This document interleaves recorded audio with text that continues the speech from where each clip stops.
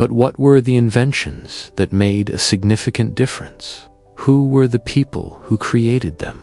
And how did this period change the lives of everyday workers, their communities, and ultimately the world? We'll find out tonight. The Revolution was a turning point in history that prepared the way for the modern era. It saw the introduction of new machines, technologies, and modes of transportation, and it altered the shape of societies for generations to come. It is September 27th, 1825, a cool, sunny day in the English town of Darlington. A middle-aged couple, both dressed in Victorian attire, wait on the train platform.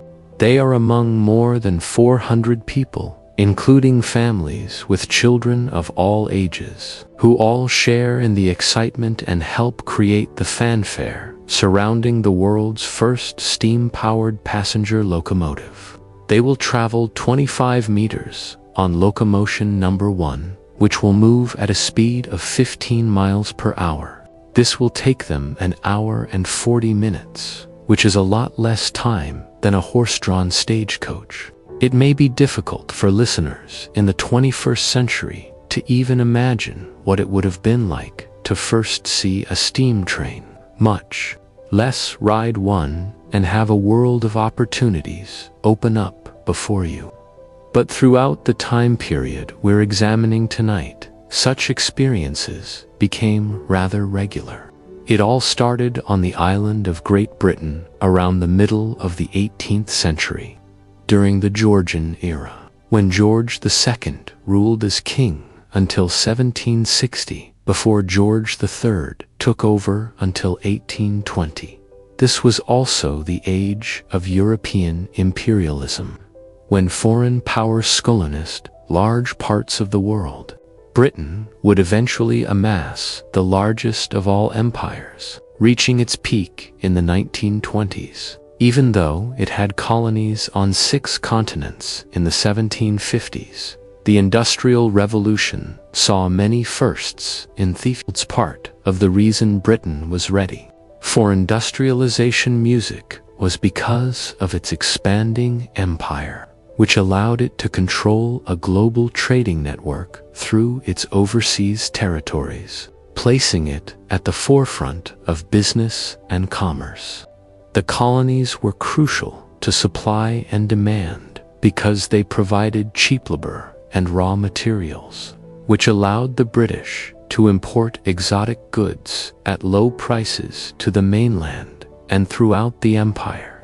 At the same time, British goods were sold throughout the colonies, which increased demand and profitability. Because of the wealth and prosperity the empire brought to the mainland, some people now earn more money, and more employment is needed. People from towns and villages would migrate in large numbers to cities, where many would simultaneously find work in factories. Unsurprisingly, there was an increase in the number of entrepreneurs, including British businessmen and those who immigrated to Britain from other countries. As a result of the government's introduction of laws pertaining to patents, insurance, contracts, and other provisions that were designed to regulate and support businesses and create an atmosphere that would allow them to flourish. Britain's pro-business laws and sizable market made it the ideal location for established businesses. Britain also had a number of steady financial institutions, making for a solid pool of potential investors. Inventors and manufacturers could gain the capital they required to build new machines and house them in. Crucially, the island was also rich in raw materials: iron, steel, copper, and coal. These would be vital for industrial development, both to build the machines and to give them power. Such goods could be taken around the country on a transport network made up of canals, rivers, roads, and railways that was ahead of its time. This was another factor that made change logistically possible and made Britain the perfect place for the Industrial Revolution to begin. Like the European Renaissance of the 15th and 16th centuries, it was a time of great talents coming together. And just as the Renaissance wasn't the result of one single piece of art, the Industrial Revolution wasn't the result of one invention. Rather, many advances were made in a relatively short period of time, from the development of gas-lit street lamps to the internal combustion engine, from the invention of the power loom to the steamship. Of course, some advancements stood out above others due to the size and scope of the impact they made, like the development of the steam-powered pump or pistonless steam engine, first patented in 1698 by English engineer and inventor Thomas Savery. The pump, called the miner's friend, is noteworthy for being the first practically useful application of steam power, using a combination of steam power and vacuum. Savery built a low-lift pump to extract water from mines. Water was boiled in the engine to create steam pressure, which pulled water upward through the pipes. As the water cooled, a condensation vacuum was created, which pulled even more water upward. The miner's friend was used in mines and waterways and continued to be manufactured into the late 1800s. It produced approximately 1 horsepower, which is equal to the power that it might take today to move a lift by 30 centimeters per second. It also laid the foundation for other inventions, such as the piston steam engine, which was created in 1712 by Thomas Newcomen, an English ironmonger and Baptist preacher who made a living by selling tools to the mines. Newcomen attempted to improve upon Newman's machine, which had several drawbacks, but by the standards of the time, it was a significant advancement that expanded the scope of industries like coal mining, resulting in a veritable abundance of coal supplies in Britain. The next major advancement came from a Scotsman named James Watt, an engineer and chemist. He made a number of changes to Newman's design, including adding a steam jacket around the cylinder to keep it warm and prevent condensation, and a separate condensing chamber to keep the steam hot. Newman's patent had expired decades earlier, so Watt was able to gain the rights for his steam engine. It was first patented in 1769, with additional improvements made across the next few decades. One such improvement came in 1782, when Watt introduced a double-acting piston. Steam would be carried through to pipes, attents, making the engine more powerful and helping it run. Additionally, utilized rotational power, the engine being connected to a drive shaft with gears. These were aptly named the Sun and Planet gears, as the outer planet gears rotated around the sun gear. What this meant for manufacturers was that, unlike the machine's predecessor, Watt's steam engine could drive machinery directly, and by 1800 it was doing just it, with nearly 500 engines having been manufactured and sold, and powering the machinery of many factories and mills. Steam-powered machines changed the shape of British industry, allowing workers to produce greater quantities far more quickly than before. Soon after, it made waves in the area of transport with a new type of engine that would eventually move on wheels. English engineer Richard Trevithick invented an engine that was non-condensing, sometimes referred to as a back pressure. Boiling, they were smaller, movable, and a great deal more powerful, which made them well suited to powering vehicles, though it was only after a lot of trial and error, alongside the addition of many safety features, that Trevithick would build the world's first locomotive, making its inaugural journey in 1804. The locomotive hauled a load from an ironworks in Penardaran, Wales to the Murder Cardiff Canal. The contraption had promised but wasn't an outright success. However, it would pave the way for like-minded inventors who improved upon the design over subsequent years. There was the Salamanca in 1812, a twin-cylinder rack locomotive, which is often considered to be the first commercially successful steam locomotive, with cogs at the base. It ran on a toothed ore rack railway and had enough traction to traverse steep mountains. 2 years later, the Puffing Billy arrived, specifically to transport coal around northeast England. The first locomotive to carry passengers was the Rocket, which was built by George Stephenson, an English engineer known as the father of railways. His son Robert went on to build the Rocket, which was on display at the Rainhill Trials in 1829. The competition between locomotives drew crowds of over 10,000 spectators, and the goal was to determine which company would be awarded the contract for the Liverpool-Manchester Railway. The first intercity train locomotives had to prove that they could operate safely and carry a load 3 times their own weight. The Rocket won, and it was the only train to finish, bringing prize money and recognition to all concerned.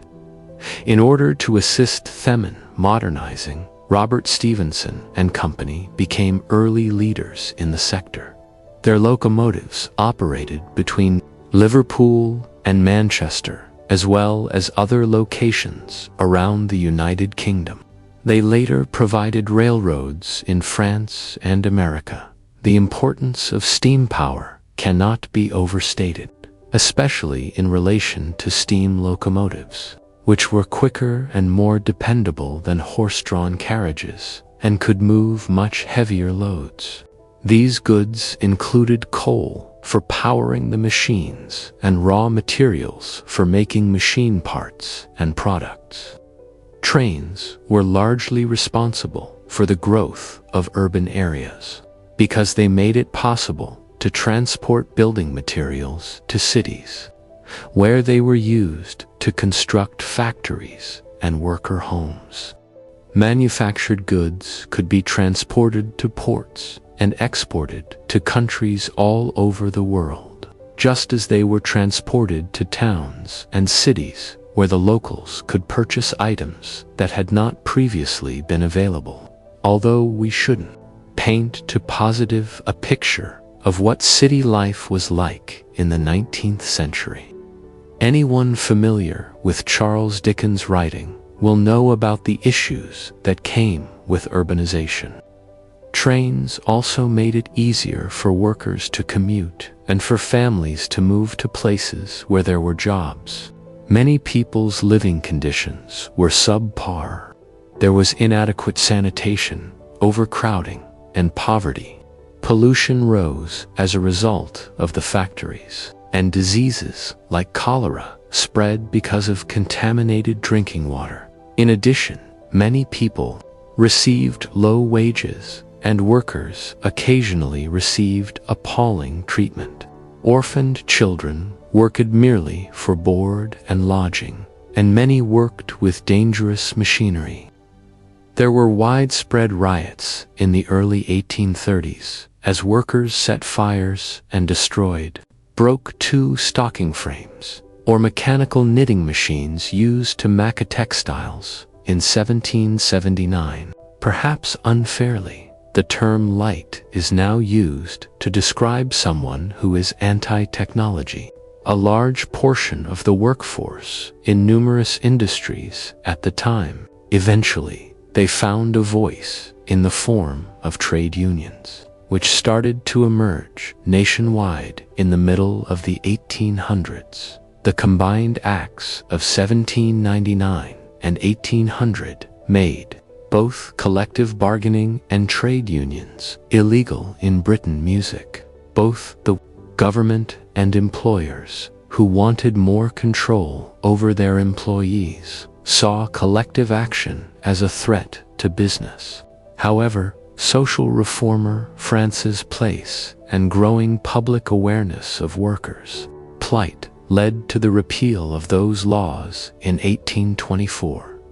Trade unions fought for workers' rights to better pay, working conditions, and assistance for the sick and injured. They could also order workers to go on strike, put down their tools, and refuse to produce until their demands were met. With production halted and businesses losing money every day, employers were compelled to comply. Over time, the government started enacting legislation that gave the most vulnerable workers a bit more protection. One of the most significant was the abolition of slavery across the British Empire in 1833. This is a sobering but true fact. Slavery contributed to the Industrial Revolution, and the British Empire's wealth was derived in part from the Atlantic slave trade, which allowed the wealthy to use slave labor in the colonies to produce high-value goods like tobacco and sugar. Fortunately, by the early 19th century, public sentiment had started to change.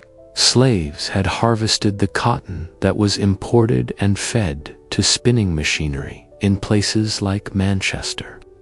Around the same time that America gained independence in 1776, the British public began to question the morality of slavery, and both secular and religious thinkers called for its abolition. There had been widespread public outcry following a report in 1832 that revealed the suffering of children working in textile factories, and the government responded, albeit slowly, with laws that gradually chipped away at the problem. Age limits were put in place and working hours were restricted. But it wouldn't be until 1933 that school was made mandatory until the age of 16, and children under 14 were prohibited from working. Clearly, our perception of right and wrong has changed, and it is not only reasonable and practical for an employer to take care of workers that they depend on for profits. Ultimately, the Industrial Revolution's companies needed competent workers to run new machinery.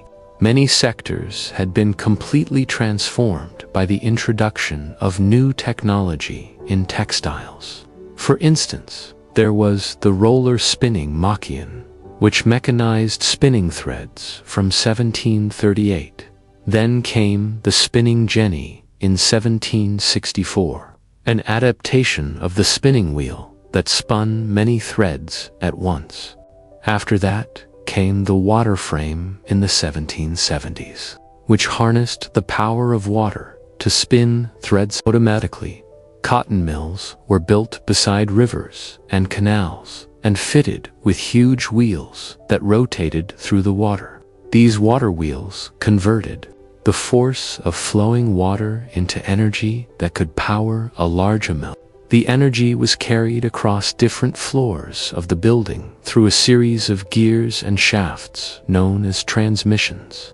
There it powered a number of machines which spun good quality yarn in great quantities. Other notable inventions included the spinning mule, which combined the water frame's design with the spinning jenny.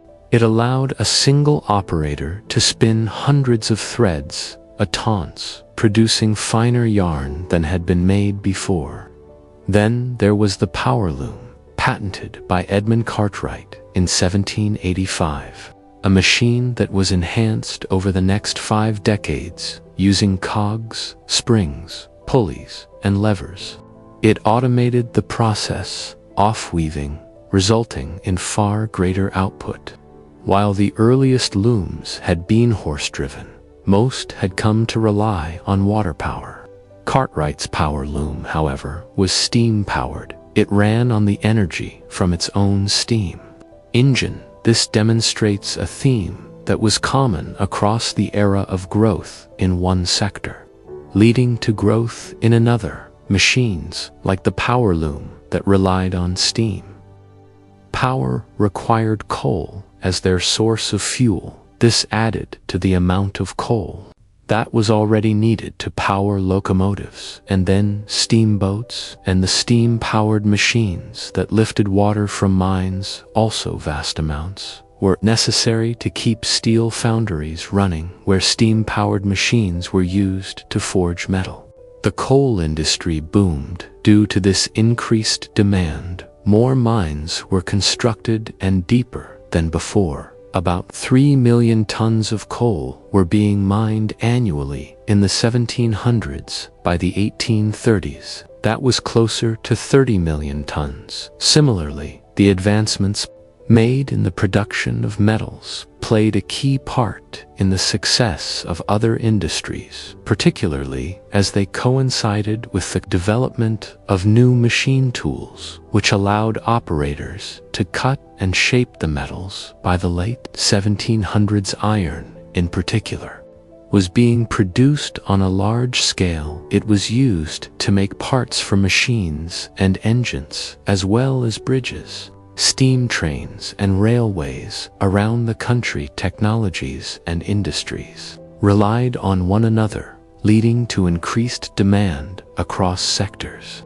In turn, this increased the need for better machinery, inspiring some inventors to double their efforts. Engineers and inventors joined forces with businessmen who had money and vision to make things happen. They based their designs on the developments of the time, including the work of their peers and predecessors. We should also note the significance of the scientific revolution, which had swept across Europe in the 16th and 17th centuries.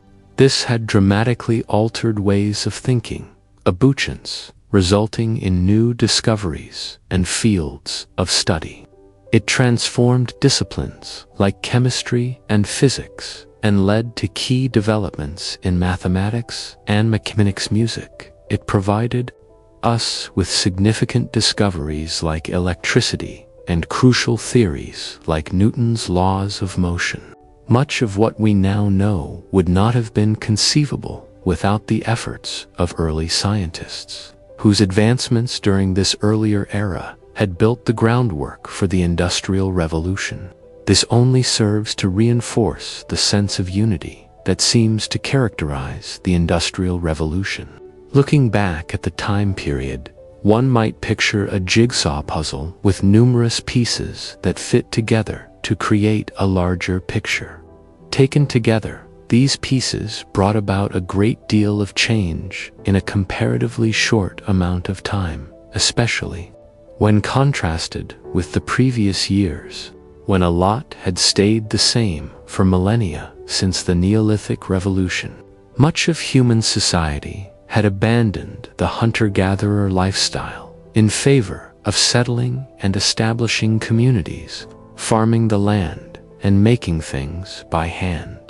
Now, compare the life of a British person in the late 1600s, which is more than 3.5 millennia after the end of the Stone Age and a few centuries before the Industrial Revolution.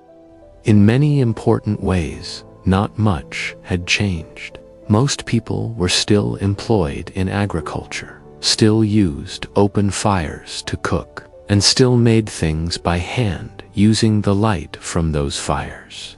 Some were lucky enough to own a horse or animals to pull, a wagon, and transport produce to market, but most were unable to travel farther than they could walk, and would probably never leave the area they had grown up in. 2 centuries later, in the late 1800s, their homes and workplaces were very different, and the nation as a whole had undergone significant change.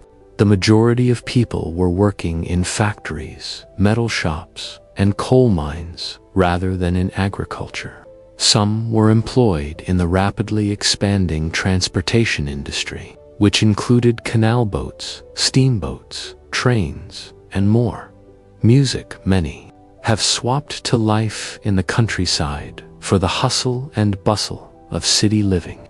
They no longer worked at home, but performed shifts at their workless, measuring the time in the hours and minute suits. As people's home life, you've already heard about the problems caused by rapid urbanization. Despite this, many argue that this was the first time in history when the standard of living rose across the Western world. People heated their homes with coal fires. They warmed drinks on coal stoves and used porcelain teeps. Some went on holiday to the British seaside wearing fancy outfits purchased from a tailor. The British diet expanded to include a broader range of nutrients, as calorie-dense vegetables were introduced from abroad. Foreign imports like tea, coffee, and hot chocolate became steady mainstays of the average person's diet. Society and culture shifted as a whole. With clearer divisions between classes, people came to identify with a certain class of people based on where they lived, their job, and income. This informed their attitudes, their choices, and behavior across mostly every facet of culture and lifestyle. Music from the clothes people dressed in to how they behaved at home, how they spent their leisure time, and which social groups they joined. Some joined singing groups alongside their colleagues. Others formed football clubs like the Royal Engineers. AFC. Many frequented the working men's clubs that were opened in industrial areas from 1857. These were essentially a working-class alternative to the gentlemen's clubs of the elite. They were places to socialize and engage in discussions around politics, similar to the coffee shops and tea rooms that peppered the cities. Such groups would be key to lasting social change, allowing working-class people to share viewpoints and be heard. This opened the doors for movements like Chartism, in which mostly working-class men advocated for the vote. The rights and protections that many of us enjoy today have their roots in industrialization, or more specifically, the response to it. This is true not only in Great Britain, but also in many of the places where industrialization spread in the early stages of the Industrial Revolution, which were Western Europe and America. By the 20th century, most of the world's nations had industrialized at very different rates because many conditions had to be met for change to occur. Some were held back by a lack of coal or iron, others lacked the funding or political stability, and some were landlocked with no access to waterways, making it impossible to trade goods via steamships. In the late 19th and early 20th centuries, migration helped spread technology and ideas. Some British manufacturers moved to the United States, and unskilled migrants from Europe and beyond became a source of cheap labor for businesses throughout the nation. Ideas were also spread through less savory means, such as industrial espionage, where governments from all over the world sent spies to Britain to find trade secrets of its industrial success.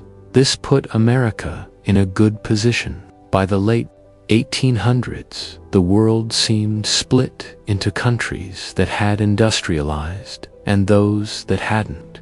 Competition increased between governments across continents as global power appeared to be shifting. Nations across Asia and the Middle East began to see their profits decline. They had a smaller share of the global market. Whilst they continued to manufacture quality goods, they couldn't compete with industrialized nations who could mass-produce goods and sell them far more cheaply. Not wanting to be left behind, leaders of different states began to take action, but the rate of progress and the consequences of industrialization could be dramatically different from one country to another. In Russia, it began with steam trains and railways, resulting in the Trans-Siberian Railway completed in 1904, which is still, to this day, the world's longest.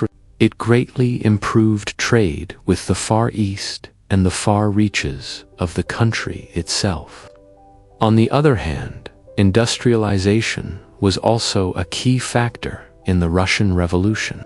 Just a year later, economic hardship and poor working conditions led to widespread rebellion and a change of government. Meanwhile, in Japan, change would happen under the banner of Meiji Restoration, and new railways and better roads. Improved transport and trade laws were introduced to support business and commerce. The Japanese invited thousands of foreign professionals to work in a variety of businesses after significantly appropriating Western concepts.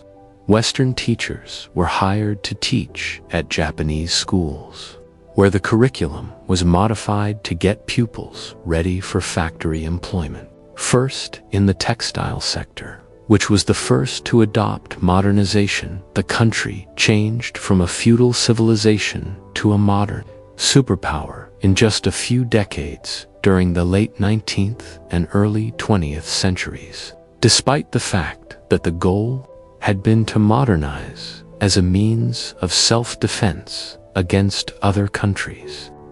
The first industrial revolution ended around the middle of the 1800s, and this period is sometimes called the Second Industrial Revolution.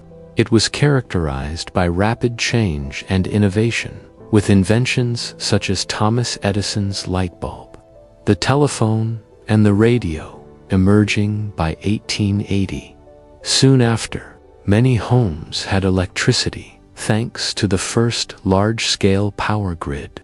The internal combustion engine, which could run on gas, completely transformed the world of transport. Not only did it lead to better ships and trains, but it also allowed for the creation of the first automobile and aeroplane. Soon people were driving their own cars and flying abroad on foreign holidays. The possibilities must have seemed endless. There was no stopping the momentum of modernization. By 1969, humankind had landed on the moon, in part thanks to the invention of nuclear power. This marked the beginning of industrialization's third chapter, sometimes called the digital revolution. This period saw the invention of integrated circuit chips and microprocessors, which could store and process data. The scope of computers was dramatically widened in a way that would alter both work and home life. By the 1970s, many homes had computers, as well as televisions, telephones, stereos, and more. And by the late 2000s, most people would have the internet, enabling them to communicate with others around the globe. This brings us to where we are now, in the 21st century, the modern age. Some consider this to be the fourth industrial revolution. Due to the rapid growth of technological advancements, our lives today have been modified and digitized in a way that our ancestors wouldn't have thought possible. Music, from artificial intelligence and cutting-edge robotics to 3D printers in the home, alongside a range of smart devices. The main way that the Industrial Revolution differs from others is that, although it is a time of profound change, it is not a true revolution. Rather, it has a beginning but no end.